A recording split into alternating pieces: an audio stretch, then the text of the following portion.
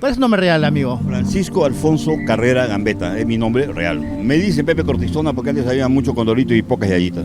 Ah, mira, ¿y qué nos vas a mostrar el día de hoy? Algo que nos interesa a nuestro pueblo, como es Puerto Maldonado. Un poco de historia, ¿no? Sí, es importante que la gente de acá conozca parte de su patrimonio monumental moderno y mi presencia he sido partícipe de esta ejecución moderna del patrimonio, entonces voy a explicar lo que significa cada obra. Por ejemplo, acá tenemos el Mirador de la Biodiversidad, que en realidad es un centro de interpretación.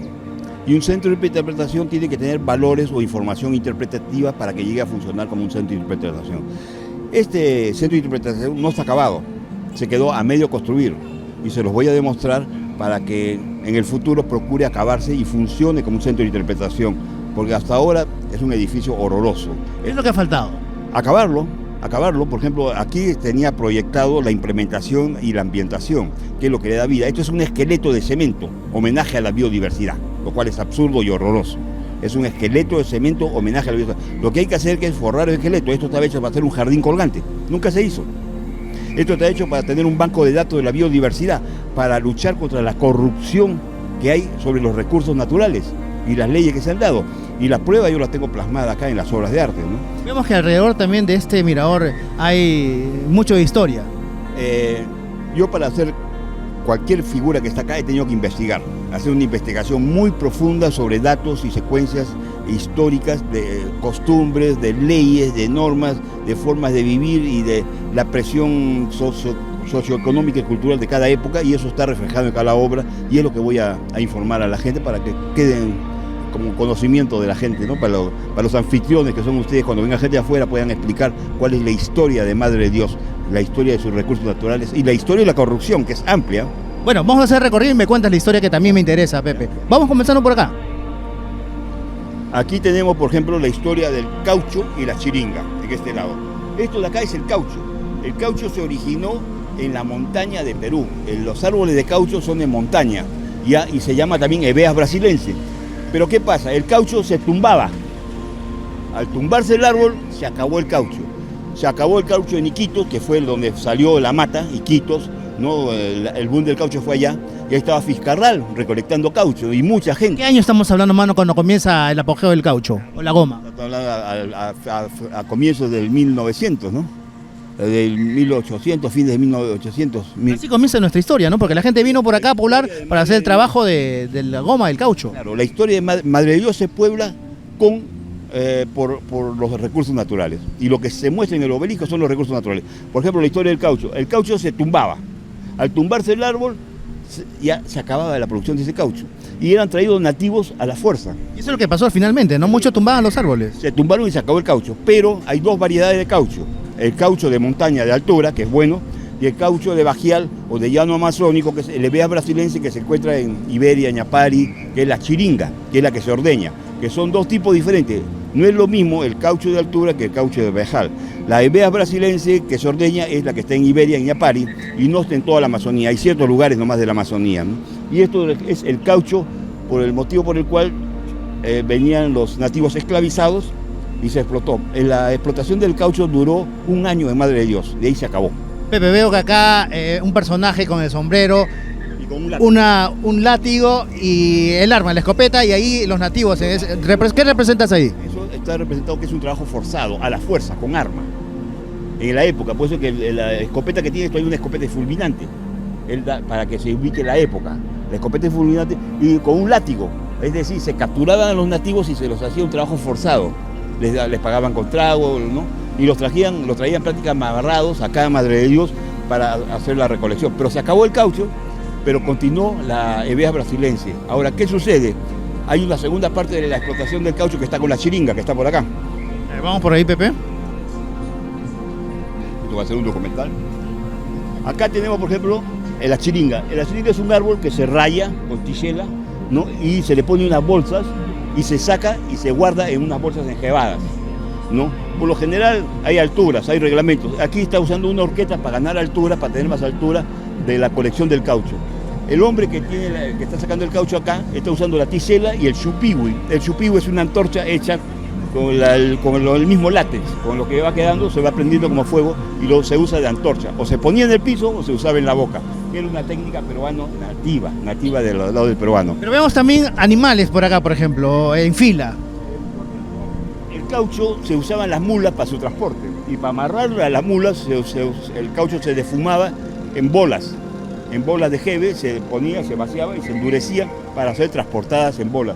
Y ese transporte se hacía en mulas y después se llevaba al río, en canoa. Acá tienes una parte que también habla del caucho. Venga por acá. ¿Qué detalles tenemos acá, Pepe? Aquí está defumando el caucho. Ahí es cuando utilizas el humo, ¿no? El proceso para hacer las bolas del caucho. A ver, sácalo ahí. Aquí estamos viendo, por ejemplo, la casa de un chiringuero que está quemando en una hornilla donde se usa un tipo de madera que bote un humo blanco y ese humo blanco va calentando el látex y se va echando poco a poco para endurecer y fabricar las bolas de látex para que después sea fácil su transporte, ¿no?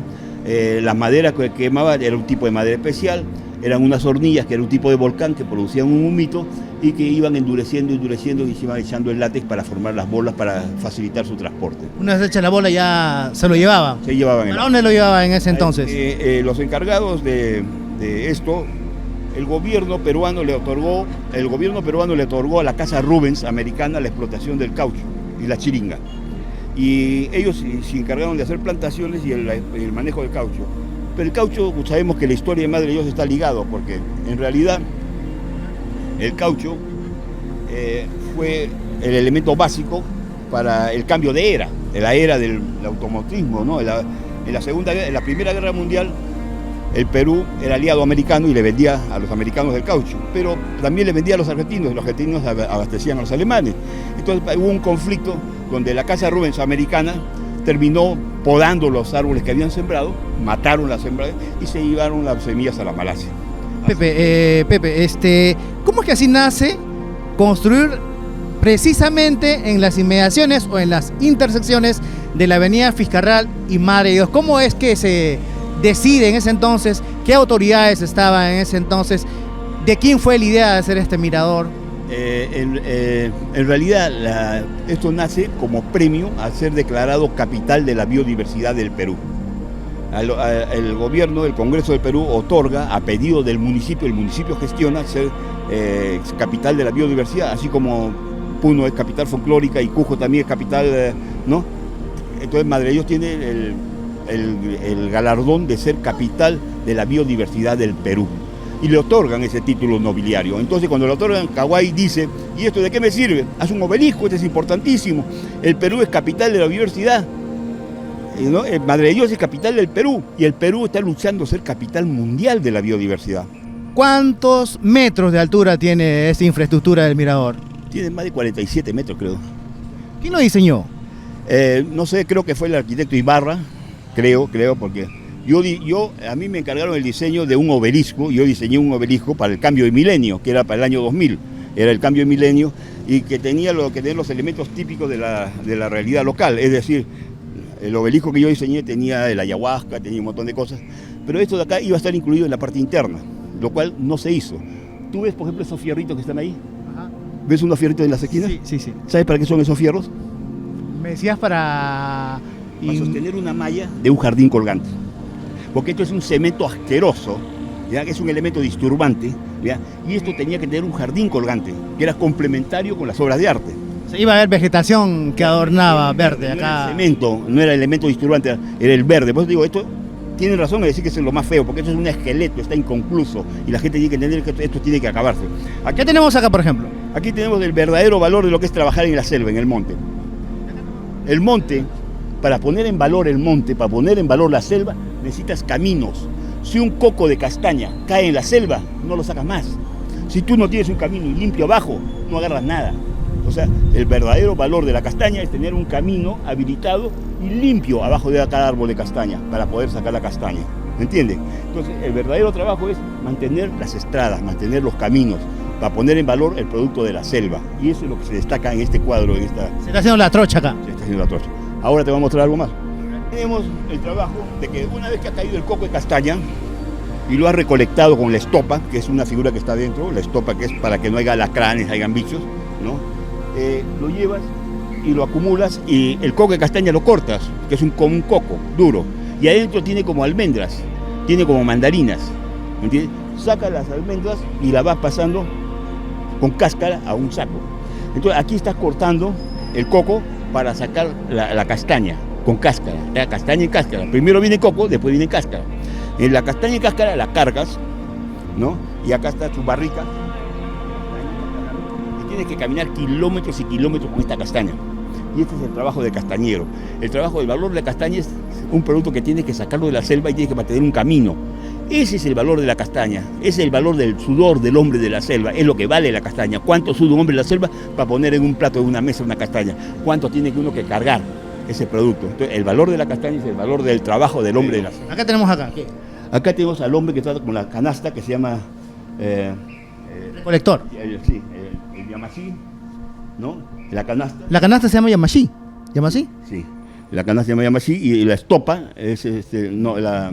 Recogedor, el que captura el coco. El que captura el coco es un palo que se divide para que agarre el topo y vea si tiene alacrán. ¿No? Si hay alacrán y si hay bichos, entonces lo puedes ver para que no te piquen. La castaña siempre trae la araña, la alacrán, un insecto, ¿no? Está en el piso, la castaña se recolecta cuando cae al piso, y cuando cae al piso abajo anida castañas. ¿Por qué? Porque los animales que vienen a comer son el ñuje, la chuñi, defecan por ahí, entonces también se llena de insectos. Un isula puede estar ahí. Hay alacranes, hay insectos, hay isulas, hay tarántulas, hay de todo, ¿no? Por eso es que se usa esto de la estopa para la recolección. Gente. ¿Cuántos años más o menos aproximadamente habrá durado la construcción? Mira, a mí me contrataron por yo tenía que haber hecho esto en 7 meses, pero sucedió que no había plata, y como no había plata, me valorizaban, avanzaba y entregaba de acuerdo a los materiales que ellos me compraban. Y en realidad me demoré 3 años. 3 años. Yo debía haber paralizado la obra y haber denunciado a Kawai por no haber cumplido con parte del contrato, porque tenía un contrato para hacer en 7 meses. No lo denuncié, lo seguí haciendo. Para mí dio pérdida, porque lo hice en una altura mayor a la comprometida. Acá hay más de 300 metros de relieve, ya que si tú extiendes es uno de los relieves más grandes del Perú.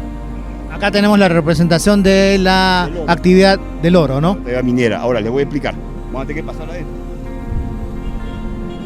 A ver, enfoca esta panorámica.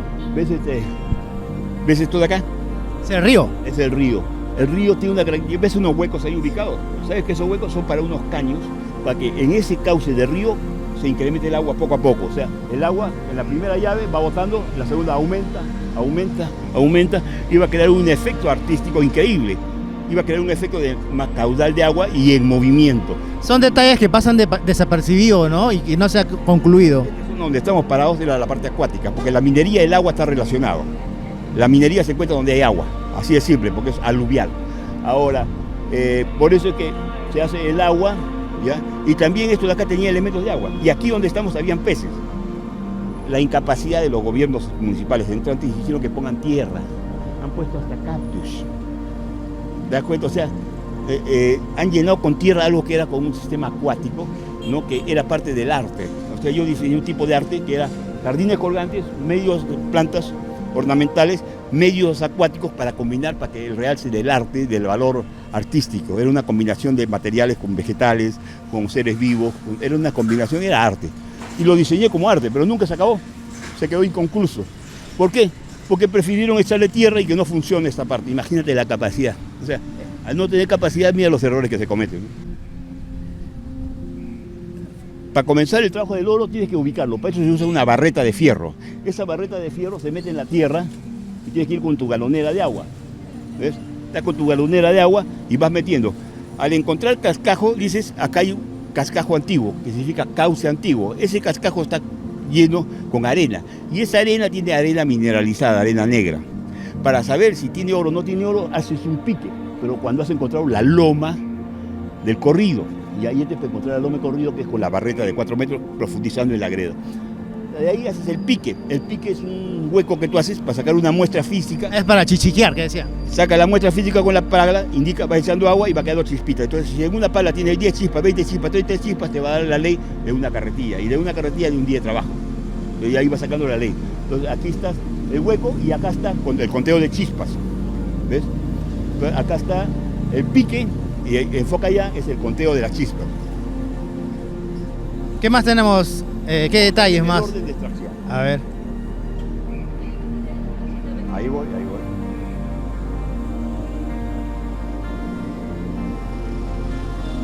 Desgraciadamente estoy montado y no hay un mantenimiento adecuado, ¿no? Aquí, por ejemplo, ya hay un campamento.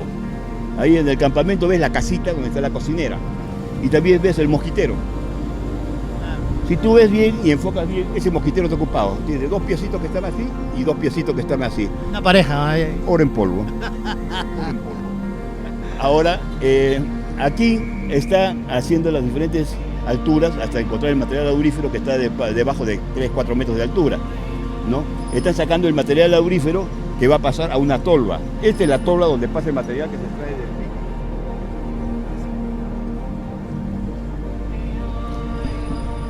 La conocía tolva.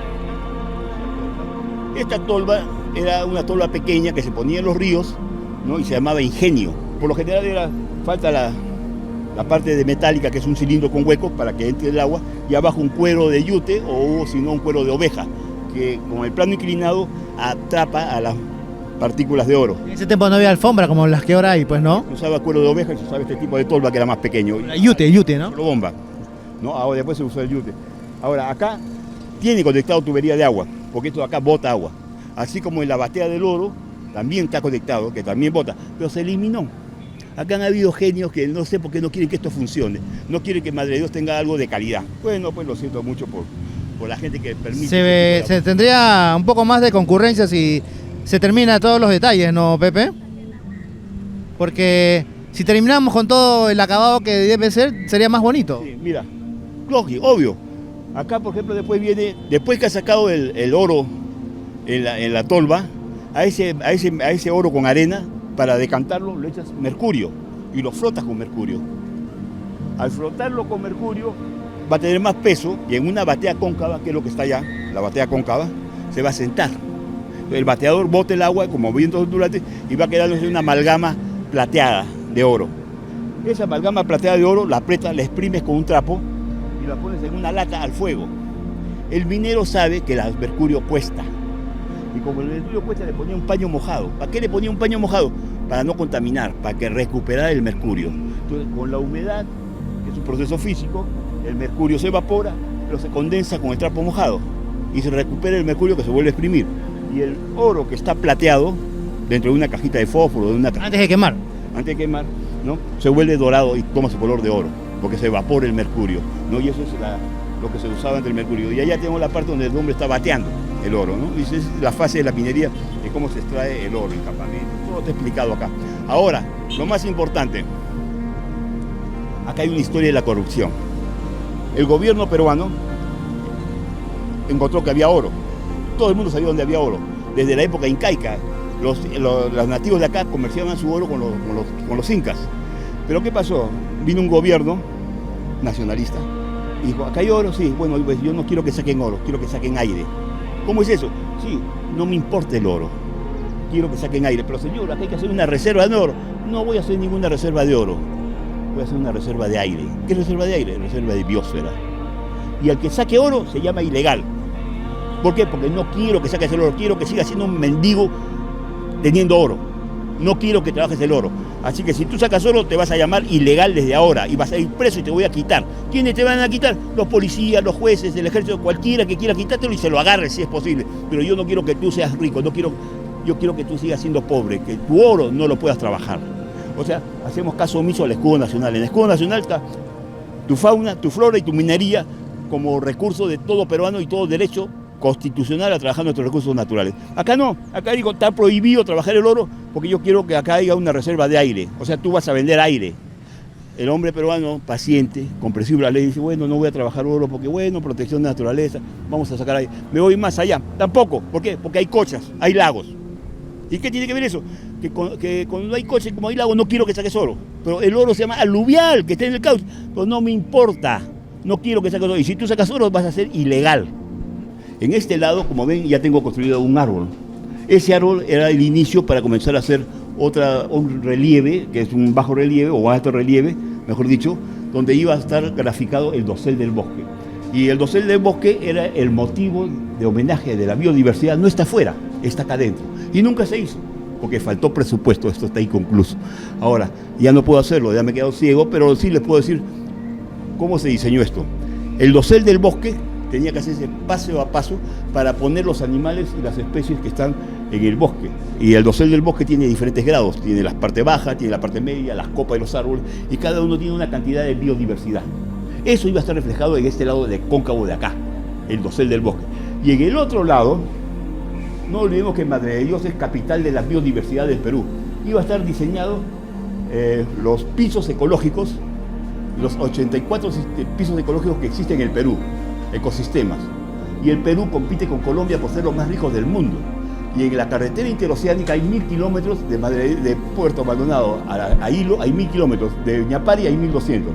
Entonces, 1200 kilómetros donde tú tienes el 84% de los climas y hábitats del mundo. Y la cantidad de etnias y la cantidad de... no hay. Perú supera a Colombia en ese sentido, en la cantidad de recursos, en un concentrado de 1200 kilómetros. Y hay que poner en valor, no se ha hecho. Este obelisco fue hecho y diseñado para eso, pero no se concluyó ni el dosel del bosque, ni la puesta en valor de los pisos ecológicos que hay en el Perú, que se pueden ver ahora en la carretera interoceánica, que tampoco se ha puesto en valor nada. Lo único que ha puesto en valor para detenerse cada pueblo son rompemuelles, cuando hay una historia para poner en valor. Pero no se ha hecho, desgraciadamente no se ha hecho. Pero este obelisco ya estaba diseñado para poner en valor eso, lo cual no se acabó. Esto era para tener un banco de datos, no se hizo, porque eso era para luchar contra la corrupción. Ahí se quedó trunco. ¿Ves? Cada ventana. Ya. Esta ventana se abre. Ya. Donde se abre, no va a haber nada. Pero acá hay 2 filas de vidrios para colocar una repisa. Entonces acá con una sillita simple, y esto es tu espacio. Entonces tú cuentas cuántos espacios tienes. 1, 2, 3, 4, 5, 6, casi como 10 espacios útiles.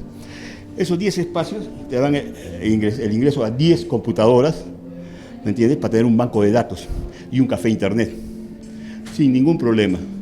Y acá en la parte cóncava, en vez de haber unas fotos, tenía que haber un mapa del potencial turístico de Puerto Maldonado, acá, que es la parte que corresponde a Puerto Maldonado, el potencial turístico de Puerto Maldonado, donde estaba pues el infierno, donde estaba el bote del Fiscarral, que es el bote médico en realidad, ¿no? Donde estaba todos los lugares atractivos, donde están los puntos de la minería, porque se puede hacer hasta un turismo de minero, vivencial, también se puede hacer, y se trataba de poner en valor donde están los albergues o donde está la concentración de fauna y de flora, que se ha dicho de paso, en la ciudad está lleno de fauna y de flora, en las Cárcavas, que tampoco se aprovecha. Sí, los animales, es la ciudad que tiene más animales en la ciudad, pero no está aprovechado, está abandonado, se llaman Cárcavas. Hay un potencial increíble abandonado. Que debía haber acá, había una zona donde uno tenía una zona de relajo, de compromiso, donde se le daba bienvenida. Bienvenidos a Madre de Dios. Esto acá en pintura no sirve porque se descascara, eso tiene que ser en bajo relieve, con un cemento escarchado y en bajo relieve. Y acá tenía que haber una arenga. La arenga era bienvenidos a Madre de Dios y por un compromiso tuyo con la tierra, con la selva y con este lugar de la Amazonía. ¿No? Comprométete a luchar por poner en valor esta tierra, porque no se destruya. Entonces, aquí era el lugar de compromiso, era un lugar de reflexión, donde tú decías, conozco la realidad de Madre de Dios y tengo que cuidar Madre de Dios. Cuidar de Madre de Dios es saber trabajar Madre de Dios, porque el no trabajar el potencial que tiene es eliminar el potencial, eliminar a la gente y comenzar el caos y la destrucción. O sea que la prohibición no es el camino, el premio es el camino, el estímulo es el camino, no lo que se ha venido haciendo hasta ahora, que solamente provoca corrupción. ¿No? Y este era un ambiente para eso. Allá puede ver la cordillera en días diáfanos, ¿no? ¿En qué temporada se puede apreciar el paisaje hasta donde llega la vista de la sierra, claro, la cordillera? Llega a verse en los días que están más secos, que es a partir de abril, mayo más o menos, donde hay días diáfanos llegas a ver las cordilleras y el punto de horizonte, ¿no? Y la altura de los ríos también se llega a ver. A esta altura no ves todavía los ríos por el plano inclinado, pero si subimos un poquito más arriba llegamos a ver la unión de los ríos, tanto del Tambopata como del Madre de Dios. Vamos entonces arriba. Vamos. Bueno amigos, como ven, esto es el mirador de la biodiversidad mal llamado obelisco. Era obelisco porque sí iba a ser un obelisco, pero se cambió para que sea una cosa interactiva, un centro de interpretación. Pero como ven, falta la bóveda del árbol, por eso que es parte inconclusa, falta el jardín colgante para eliminar ese aspecto horroroso de ese esqueleto de cemento que es homenaje a la biodiversidad actualmente. Eso tiene que cambiar y hacer un centro de interpretación que tiene todo para hacerlo. Lo que hay que hacer es terminar y acabar esto de acá. Esto es una obra inconclusa, ¿no? Gracias, hasta luego.